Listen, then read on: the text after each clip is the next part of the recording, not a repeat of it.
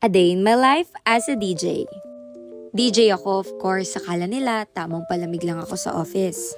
At eto na nga, nakarating na rin ako sa office sa wakas. Syempre, hindi ako natakot, nag-move it na naman ako kay Rian. At sakto, oras na nila Daddy Dong at ni Rina Ivana. Ayan, on air sila. Hindi ka talaga pwede mag-ingay, kaya papasok na tayo sa confessional room ni Kuya Charis. Uy! Ay naman siyang Gida Great. Grabe yung mga tinginan niya talaga. Akalang mga ngain ng tao, diba? So, ito na nga. Ngayong araw na to ay lalabas kami. Ayan, diba? At syempre, konting diskusyon muna kasi ito si Kuya Johnny ikakasal na. Nagpe-prepare na si Kuya Johnny. Kilig. Ewan ko ba dito kay Angge the Great, gusto niya pang magplansya ng buhok. Akala mo naman may papaball siyang pupuntahan. Or di kaya baka may date. So, hindi ako kasi magaling talaga magplansya. Ayan, si Kiko Kalikot ang nagplansya para sa kanya. At ito, kinikilig na. Oh my God, wala pa nga. Kinikilig na kaagad ang Erase. Ayan. Malakas kasi mga asar nila Daddy Dong dyan ni Kiko Kalikot. Samahan niyo pa ako, King Chucha ito da. Waiting na nga kami para makaalis. So, ito na nga, bumaba na rin si Ma'am Hazel at andito na rin si Mami Julia. Diba? Nag-report pa yan galing sa DZXL. Sino ka dyan? Tamang almusal muna, syempre, bago kami mag-ikot. Syempre, akala nila pipicture ako. Hindi nila alam. Video lang to. On the way na sa Malabon. Oh, yes, finally! Nag-start na nga kami mangolekta. Hindi, nag-start na kaming maghatid ng saya sa mga idols natin. Tignan mo naman sila, oh. Diba? Sino ka dyan? Meron kaming munting surprise. Ayan, no, nakakatawa kasi nanalo sila ng mga prizes. Oh, diba? Yung iba nga, sabi nila, pangkainan nila, panglansya nila. Oh, diba?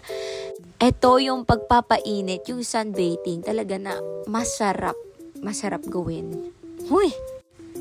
Ayan si tatay, didikit yan ng sticker kasi daw IFM 93.9 number 1. Stay hydrated, beats. Ang saya talaga ng mga kasama namin, diba sa field? Ayan. Si Anggi kasi gutom na, so nagpaparinig. Anyways, ito na nga. Ang ganda. Nalinis pa talaga ni tatay para maganda yung pagkakadikit yan ng 93.9 IFM sticker. Kala mo sukat na sukat talaga. Perfect. Ay, narinig ko yun. So, ito na nga. Medyo nakakaramdam na tayo ng sakit. Sakit siya po siya. Charis, hindi pala.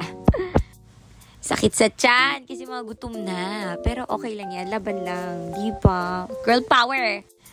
And finally, Ariel happened. Ayan, finally, nasa mall na kami. Sa Robinson, sa may malapit sa Malabon. Basta, ayun, di ko na alam. Usap-usap na kami dyan sa mga pagkain, ganon. Gutom na kasi, rar. Alam nyo, dati sabi namin, pag may nakita kami yung ganito, ay, si Mami Julia pala yun.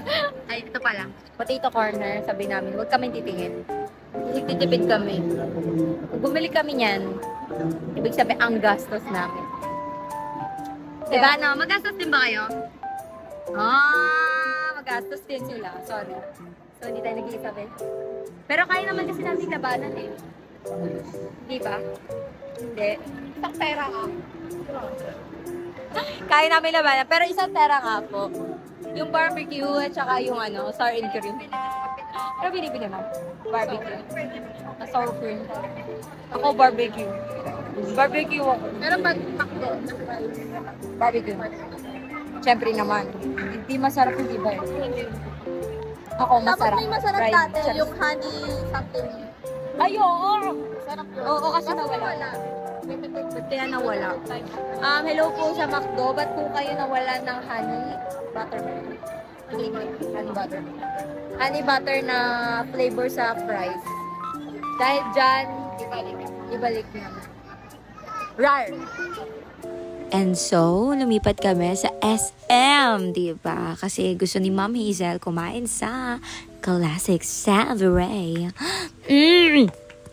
At sila na nga ni Mami Julia ang nangunguna para sa menu. Kayang-kaya na nila yan. Mga boss, madam sila dyan. Basta kami, kakain na lang kami mamaya. Oh my God! I'm so excited. Right.